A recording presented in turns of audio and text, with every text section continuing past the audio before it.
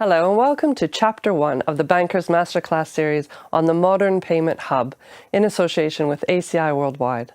I'm Joy McKnight, editor of The Banker, and with me is Dean Wallace, Director, Solution Leadership, Real-Time and Digital at ACI Worldwide, to discuss the regulatory change that's been driving new developments in the payments landscape over the past few years.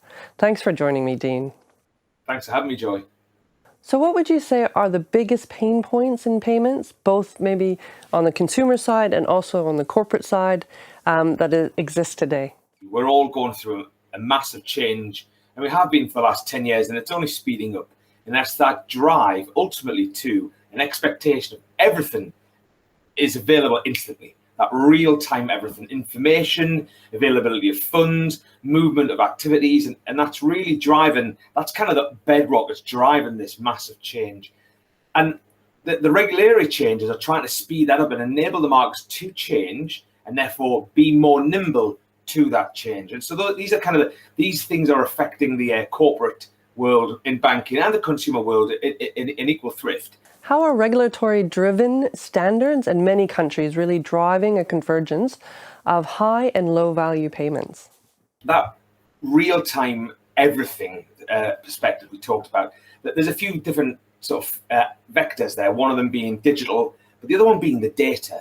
So the digital would be the mobile phones, the access through online services, but the data underpins it. There's an expectation that no longer are we left with 40-year-old systems that can have that much data. Now we can have enormous amounts of data passing through. The challenge with data then is the standards that you need, because each market wants to interoperate, each segment wants to interoperate. We want this interoperability, and that's where the ISO 20022 standard has come from. Now that standard, I think a lot of people think, oh, it's come from a corporate perspective, but it's also working for the consumers as well. And so merchants can benefit from the additional data to have more information about what's going on with the purchases, so they can run data queries and be able to better provide to the end consumer. There's things like Nexus standards in Europe already adopting 2022, EPI, which is the European Payments Initiative, that's looking to leverage the real-time rails in Europe, which is a 2022 data set as well. SWIFT are doing it, so cross-border, US, FedWire, FedNow, and it's all driving that kind of need for the extra data.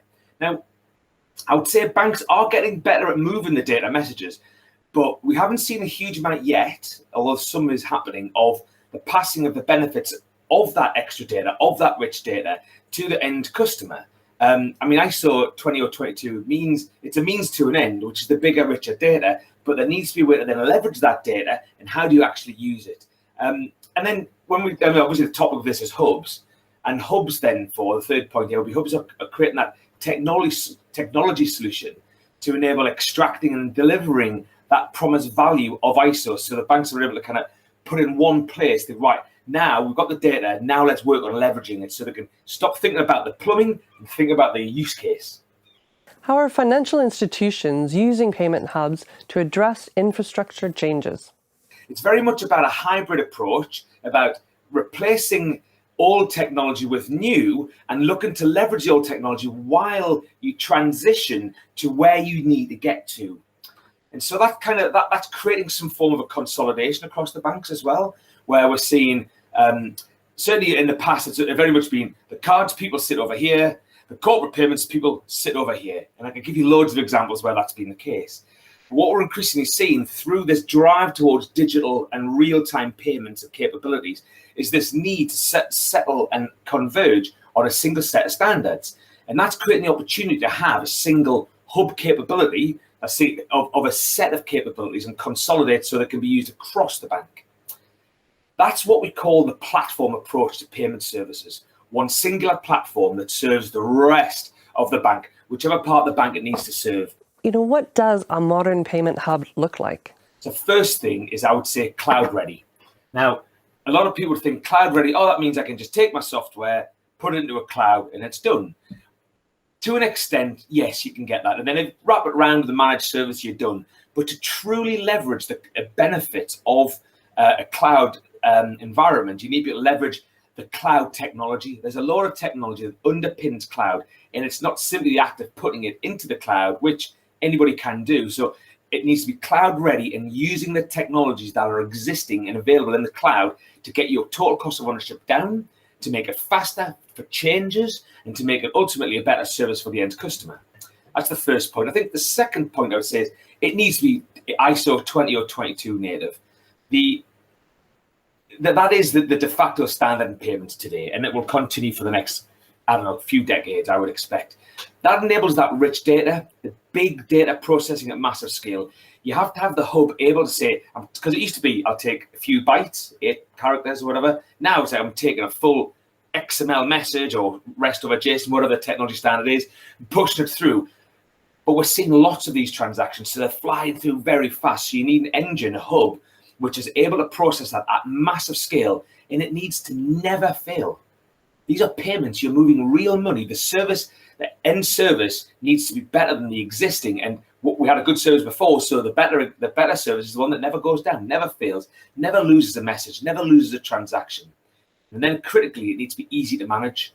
You'll want to make changes, so you need to make changes. In the best thing in the world, you'll still have the odd fault. Needs to be manageable. It needs to have people able to access it very easily, so you can keep your costs down and keep the service up and running. I think the last thing I would say is around integration. I think fundamentally, the Payment Hub does need to be API enabled. We've seen a lot of work on open banking and standards. I think we're all au fait with APIs nowadays.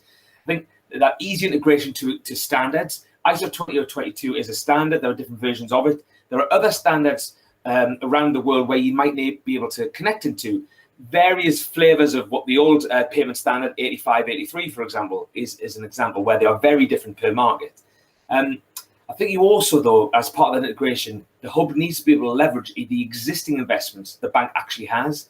So that needs to be able to provide off the shelf a choice of approaches for integration, so you can start to invest in the new while leveraging the old, while you move and shift and transition to where you need to get to. Thanks so much for your insights, Dean. In the next chapter, we'll be looking at the new competitive landscape.